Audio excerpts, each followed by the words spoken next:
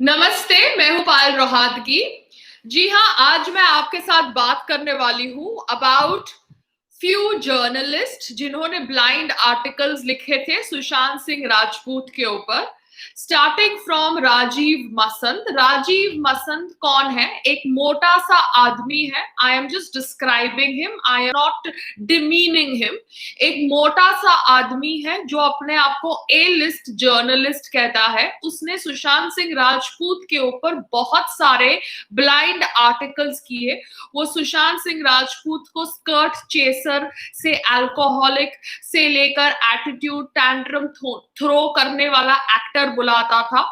वो ये सब ब्लाइंड आर्टिकल्स इसलिए करता था शायद क्योंकि वो शायद किसी के पेरोल पे था। एंड शॉकिंगली राजीव मसंद ने अभी तक सुशांत सिंह राजपूत के निधन के ऊपर कोई भी ट्वीट नहीं किया है। Imagine, the so called A grade film journalist ने अभी तक कुछ भी नहीं ट्वीट किया है over the death of Sushant Singh Rajput. This is how much he hated him.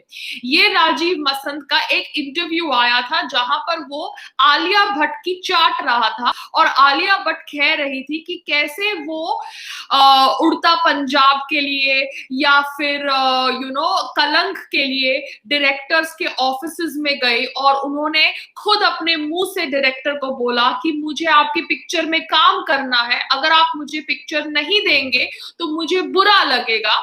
Yes, she obviously spelled it from her own mouth कि वो किस तरह से काम लेती है। ऑडिशन करना तो दूर की बात है, वो इस तरह से काम छीनती है जो दूसरी एक्ट्रेसेस का होता है। उसने खुद अपने मुंह से कबूल किया कि डियर जिंदगी जो फिल्म थी उसने शाहरुख खान के साथ करी थी, राजीव मसंद की इंटरव्यू के अंदर वो कोई दूसरी एक्ट्रेस करने वाली थी।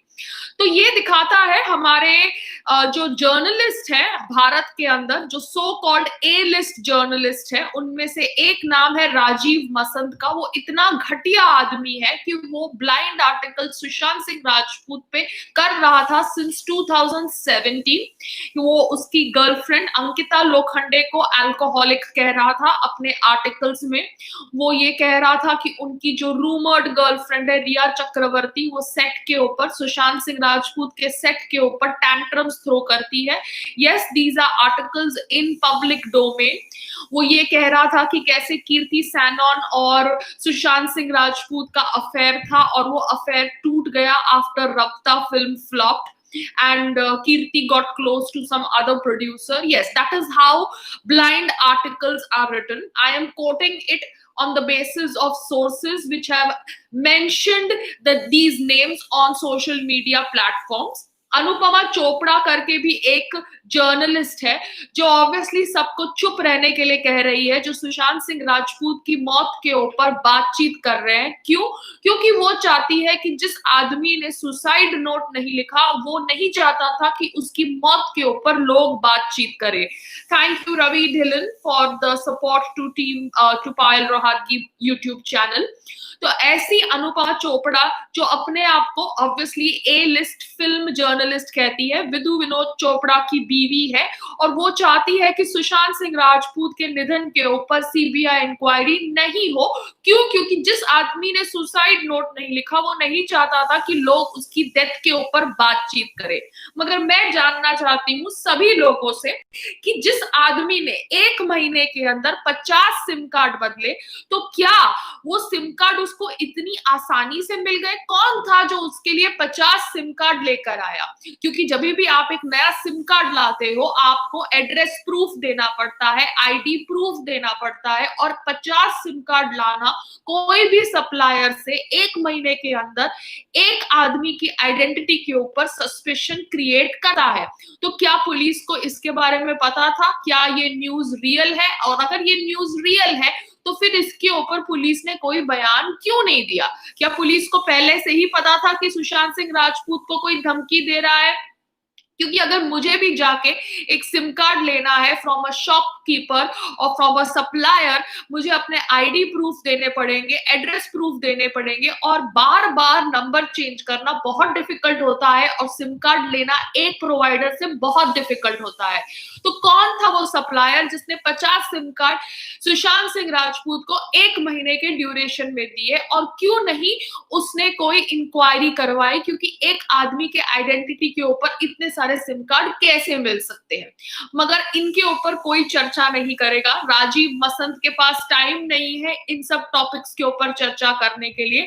राजीव मसंद तो बस ऐसे मी टू वाले आर्टिकल्स लिखता है जहां पर वो मी टू की बात करेगा अगर उसे सुशांत सिंह राजपूत की बात करनी है, मगर वो मी टू के ऊपर चर्चा नहीं करेगा अगर दिबाकर बैनर्जी के ऊपर बात करनी है। क्यों? क्योंकि उसे ऑब्वियसली सुशांत सिंह राजपूत को टारगेट करना था। तो जैसे कंगना ने अपने वीडियो में बोला, बहुत सारे जर्नलिस्ट थे जो सुशांत सिंह राजपूत के ऊपर ब्लाइंड आर्टिकल्स लिखते थे, और उनमें से सबसे ऊंचा नाम, सर्वोच्च नाम राजीव मसंद का है। वो एक मोटा सा पॉट बेली वाला जर्नलिस्ट है। I am describing him for all those people जो राजीव मसंद को नहीं जानते। तो Rajiv Masand is one of those journalist जो खुली तौर से सुशांत सिंह राजपूत को टारगेट करते थे। उनको उनकी सक्सेस से प्रॉब्लम था, वो उनको स्कर्ट चेसर से लेके अल्कोहलिक से लेके सब कुछ कहते थे। And this man has not even tweeted on the death of Sushant Singh Rajput. तो ये देख के ऑब्वियसली लगता है कि कहीं ना कहीं बहुत ज्यादा बड़ा षड्यंत्र था against Sushant Singh Rajput to target him mentally. And obviously ये जो सिम कार्ड का एंगल है, इसके ऊपर अभी तक कोई इंफॉर्मेशन नहीं मिली है। The police is doing their own bit. वो के संजय लीला बंसाली से लेके सब लोगों को इंट्रोगेट करेंगे, सिद्धार्थ पिठानी को इंट्रोगेट करेंगे, but these are basic questions जिसका जवाब मिलना बहुत जरूरी है कि कैसे एक सप्लायर ने 50 सिम कार्ड सुशांत सिंह राजपूत को 1 महीने के अंदर दिए। तो ये मेरा सवाल था। साथ साथ में राजीव मसंद जैसे घटिया जर्नलिस्ट को एक्सपोज करना भी बहुत जरूरी है, क्योंकि आज कोई 7 फिल्में, आज या ये हफ्ते में कोई 7 फिल्में रिलीज हुई है डिज्नी हॉटस्टार पे, जो फिल्में हैं अभिषेक बच्चन की, आलिया भट्ट की, अक्षय कुमार की, और उनमें से 2 फिल्में कुणाल खेमू और विद्युत जामवाल की भी थी। और इस 7 फिल्मों में 5 एक्टर्स को बुलाया गया for a online chat by Taran Adarsh and not the other 2 actors Kunal Khemu and Vidyut Jammwal, क्योंकि Kunal Khemu and Vidyut Jammwal are not so successful as Abhishek Bachchan and Akshay Kumar and Alia Bhatt. मगर इन 7 की फिल्में एक ही प्लेटफॉर्म पर एक ही टाइम पर रिलीज हो रही थी, मगर इन दोनों को इग्नोर कर दिया गया। तो विद्युत जामवाला ने ऑब्वियसली अपना concern जाहिर किया on social media platform, and I'm very happy that he spoke about it, because Bharat के अंदर हमें बोलना बहुत जरूरी है। अभी नहीं बोलेंगे तो कभी नहीं बोलेंगे।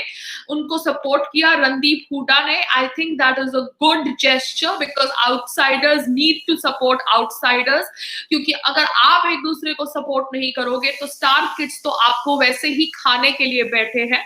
Kunal Khemu technically is not an outsider, but yes, he is an outsider अगर हम ऐसे देखें तो उनको भी नहीं बुलाया गया for the so called online chat by Taran Adarsh. तो अभी भी सुशांत सिंह राजपूत के निधन के बाद ऐसे जर्नलिस्ट करते हैं from named lobby, that is Taran Adarsh. He did that and he did that publicly and his hypocrisy was called out publicly.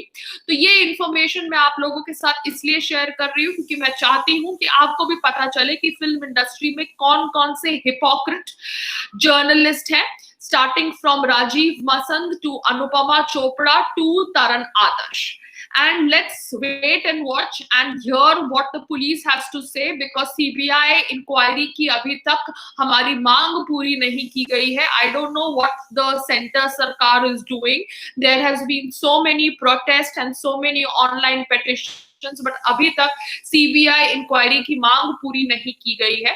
So let's wait and watch and let's see what more unfolds from the mouth of Mumbai police. तब तक के लिए हम एक दूसरे के साथ बातचीत करते रहेंगे और इंफॉर्मेशन शेयर करते रहेंगे और उन लोगों को एक्सपोज करेंगे जिन्होंने सुशांत सिंह राजपूत को वर्थलेस फील कराने में बहुत योगदान दिया. नमस्ते and thank you to all the viewers जो मेरी लाइव चैट